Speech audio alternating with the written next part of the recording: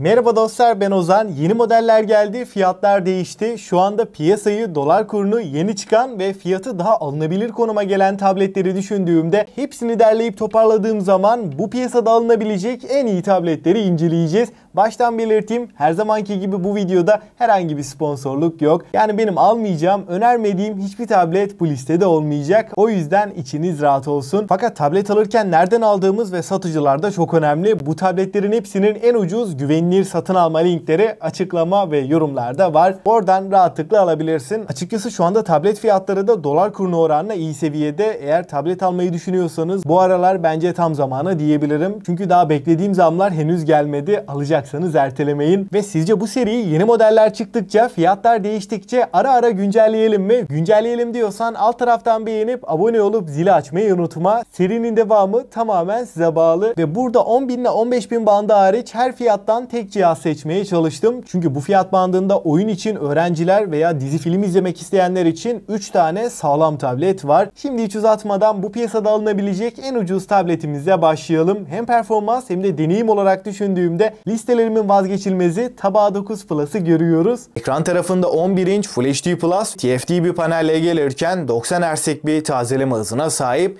Ekran kalitesi çok yukarılarda değil ama çözünürlük ve akıcılığı düşündüğümde vermiş olduğu deneyim özellikle de fiyatına oranla kesinlikle yeterli. Donanım tarafında Snapdragon 695'i görürken performans anlamında 732G'ye denk bir işlemci diyebilirim. 4 GB RAM, 64 GB depolamayla da beraber geliyor ve 1 TB'a kadar hafıza kartı desteğimiz de var. Oyunlardaki performansı da fiyatının çok üstünde diyebilirim. Snapdragon 695 hem fazla ısınmayan hem de verimli bir işlemci. Bu noktada batarya olarak da 7040 mAh'lik bataryasıyla Tab A9 Plus oyun içinde alacaksanız genel kullanım içinde tam olarak bir günü rahatlıkla çıkartıyor. Hatta tablette gün içinde 2-3 saat uğraşıyorsanız da bu batarya 3 güne kadar da götürebiliyor. Batarya olarak da performans anlamında da üzecek bir tablet değil. Yazılım tarafında da Android 13 ile beraber geliyor. Klavye ve mouse desteğinin de olduğunu söyleyeyim. Arka tarafta 8, ön tarafta da 5 megapiksellik bir kameramız var. Dolby Atmos destekli dörtlü bir hoparlör sistemini bu tablette görebiliyoruz. İkinci sırada özellikle ekran kalitesi benim için birinci öncelik diyorsam ve klavyeli kılıfı kalemiyle gelen Honor Pad 9'u görüyoruz. 12.1 inç QHD Plus 120 Hz bir tazeleme burada kullanılmış ve burada yansımasız mat bir kaplamanın olduğunu da söyleyeyim. 500 nit maksimum parlaklığa ulaşabiliyor. Ekranda renkler, canlılık ve kontrast oranı gayet dengeli ve bu fiyat bandında en kaliteli ekranın Honor Pad 9'da olduğunu da rahatlıkla söyleyebilirim. Ve 120 Hz tazeleme de önemli bir artı. Tableti kullanırken çok daha akıcı hissettiriyor. Donanımda Snapdragon 6 Gen 1'i görüyoruz. 8 GB RAM, 256 GB depolamayla beraber geliyor. Oyunlarda düşük orta grafik arasında 60 FPS'i rahat rahat veriyor. Günlük kullanımda arayüzde, menüde birden fazla uygulama açtığımızda da herhangi bir kasma, donma sorunu yaşatmıyor. Fiyatına oranla genel deneyimiyle gayet yeterli bir işlemci. Malzeme kalitesi, tasarım olarak da oldukça şık bir tablette beraberiz. Tamamen metal kasasıyla gayet premium hissettiriyor. 8300 mAh batarya ve 35 Watt hızlı şarj desteğine sahip. Kutu içeriğinden bu adaptör çıkıyor. Batarya performansı olarak gündelik bir kullanımda ortalama 2 gün rahat rahat götürüyor. Tamamen oyun odaklı kullanımda da 7-8 saat ekran sürelerini rahatlıkla görebiliyoruz. Batarya performansı 10.000 bandında bir tablet için kesinlikle yeterli diyebilirim. 8'li stereo hoparlörle beraber oyun oynarken, video, dizi film izlerken vermiş olduğu deneyim çok başarılı. Ses kalitesi anlamında uygun fiyatlı tabletler için de en sağlam cihaz diyebilirim. Ve klavyeli kılıfı da kesinlikle ucuz, kalitesiz değil. Burada hissiyatı güzel ve gayet kaliteli bir klavye kullanılmış. 3. sırada performans olarak 10.000 bandında alabileceğim en iyi tableti istiyorsam PocoPad ve Redmi Pad'i görüyoruz. 12.1 inç Full HD Plus 249 ppi piksel yoğunluğuna sahip ve 120 Hz tazeleme ile de birlikte geliyor. Ekranda renkler, canlılık, kontrast oranı fiyatına oranla da düşündüğümde hiç fena değil ve bu ekran DCI-P3 renk uzayı ve Dolby Vision gibi üst düzey teknolojilerle de beraber geliyor. Ayrıyeten 600 nit maksimum parlaklığa sahip. Ekran yönünde dolu bir cihaz. Donanım tarafında Snapdragon'ın orta segmentteki en başarılı işlemcilerinden yani 7S Gen 2'yi görüyoruz. 8 GB RAM, 256 GB depolama bu sisteme eşlik ediyor. Oyunlarda da düşük orta grafiklerde 60 FPS'i rahatlıkla alabiliyoruz. 10.000 mAh batarya ve 33 Watt hızlı şarj desteğine sahip ve kutu içeriğinden bu adaptör Top 4'e çıkıyor. Ayrıca bu tabletin Redmi Pad versiyonu da var. Yani nasıl anlamadım dediğinizi duyar gibiyim. Çünkü Poco Pad ile Redmi Pad birebir aynı cihazlar. Aradaki tek fark Redmi ile Poco logosu. Arayüz, ekran, kamera, donanım her şeyiyle aynı. Hangisi daha ucuzsa onu alın. Şu an için Redmi Pad Pro fiyat anlamında bir adım önde. Yine bu fiyat bandında listelerimin vazgeçilmezi, özellikle öğrenciler tableti uzun ömürlü kullanacağım diyorsam Tab S9 FE önümüze çıkıyor. Tasarımda, malzeme kalitesinde bir o kadar premium ve şirin bir tablette karşılaşıyoruz. Alüminyum kasa, 10.9 inç QHD Plus 249 ppi piksel yoğunluğuyla beraber burada DCI-P3 renk uzayı 16 milyon renk gösterebilmesiyle ekran kalitesi Tab S7 FE'den de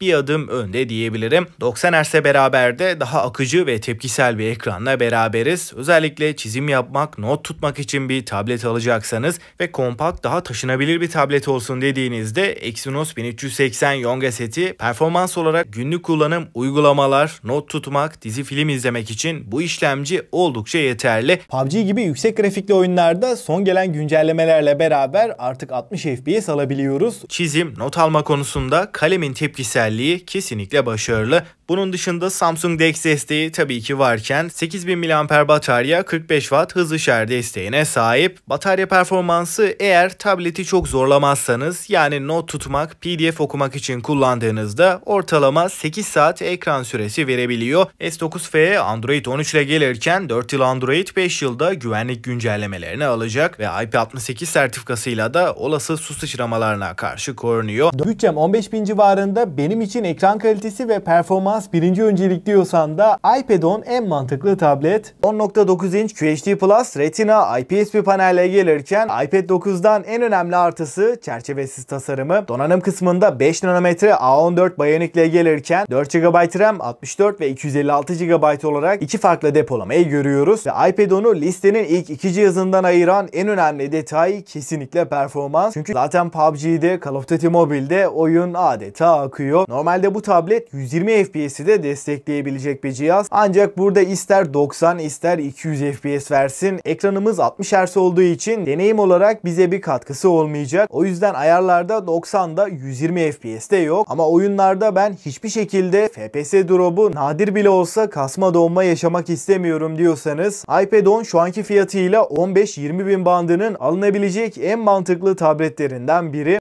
4. sırada hem donanım hem de deneyim anlamında aslında S9 FE ile aynı cihaz olan fakat benim için büyük ekran birinci öncelik ve batarya performansı olarak 15.000 altı bütçeyle en iyi tableti istiyorsam bu noktada S9 FE Plus'ı görüyoruz. S9 FE Plus'ta ikili kamera sistemi ve 12.4 inçlik QHD Plus ekranı burada da görebiliyoruz. Donanım olarak 8 GB RAM'in haricinde S9 FE ile hiçbir fark yok. Ekran büyüdüğü için bu ekranda çalışmak, not tutmak kesinlikle daha keyifli. Bunun dışında batarya performansı da S9 FE'ye oranla ekran süresi olarak ortalamada 2 saat daha fazla diyebilirim. Büyük ekranlı dizi film izlemek, ders çalışmak için bir tablet arıyorsanız en mantıklı tercihlerden biri. 4 yıl Android, 5 yıl güvenlik güncellemesini bu tablette de görebiliyoruz. 5. sırada bütçeyi çok zorlamadan hem performans hem de genel dengesiyle benim en beğendiğim tabletlerden M2 işlemcili iPad Air'i görüyoruz. 11 inç QHD Plus Liquid Retina ekranına gelirken HDR10, DCI-P3 renk uzayı gibi üst seviye teknolojiler bu ekranda var. Fakat yine 60 Hz'lik bir panelle geliyor. Şu anda tablet piyasasının tartışmasız en iyi ikinci işlemcisini, yani M2 çipi burada görürken 8 GB RAM ve 128 GB'dan 1 TB'a kadar 4 farklı depolamayla da beraber geliyor. Tasarım olarak da gayet ince ve hafif bir tablette beraberiz. 6.1 mm kalınlık ve 462 gramlık bir ağırlığa sahip. Tek elle kullanımı da oldukça kolay. Oyun, üniversite, ders çalışmak, içerik tüketmek, gündelik kullanım, video edit her noktada kullanılabilecek kesinlikle üst seviye bir tablet ve baz modelin 64 değil 128 GB'dan başlaması da önemli bir artı ve şu anki fiyatlarıyla benim kesinlikle favorim. Ve son olarak benim için birinci öncelik performans değil, büyük ekran, AMOLED panel ve 120 Hz istiyorum diyorsan bu noktada son zamanlarda fiyatı da iyi seviyelere gelen Tab S10 Plus'ı görüyoruz. 12.4 inç QHD Plus dinamik AMOLED 2X panelle geliyor. HDR10 Plus gibi güzel teknolojiler de bu ekranda var. Donanımda MediaTek Dimensity 9300 Plus'ı görüyoruz. Bu işlemciyle beraber şu anda piyasadaki tüm oyunları en yüksek ayarlar 60, düşük grafiklerde de 120 FPS'i rahatlıkla alabileceğimiz bir işlemci. 12 GB RAM, 256 GB depolamayla da birlikte geliyor. 10.900 mAh batarya ve 45 Watt hızlı şarj desteğine sahip. S9 Plus'ta en önemli fark ekranda yansıma önleyici kaplamanın kullanılması. Dimensity 9300 Plus'ta da oyun içinde alınabilecek bu fiyat bandında rahatlıkla önereceğim bir tablet. Dostlar, şimdi en önemli kısım bu 5 cihazla ilgili son bir değerlendirme yaparsam eğer uygun fiyatlı bir tablet alacağım ama ekran, performans ve batarya anlamında beni üzmesin diyorsan Tabaa 9 Plus oldukça mantıklı. Dizi film izlemek, tableti video için, içerik tüketmek için alacağım diyorsan Honor Pad 9 klavyeli kılıfı ve kalemiyle beraber 10.000 bandında en mantıklı seçenek diyebilirim. Öğrenciyim, not tutmak, ders çalışmak için bir tablet alacağım ve büyük ekranda benim için önemli. Aynı zamanda batarya performansı olarak da 15.000 altı bütçeyle alabileceğim en sağlam tableti istiyorsam S9 FE Plus alternatifi olmayan bir tablet. Fakat bu bütçelerde tableti oyun için kullanacağım veya video edit, render gibi performans gerektiren işler yapacaksam uzun vadeli götürecek en mantıklı tablet de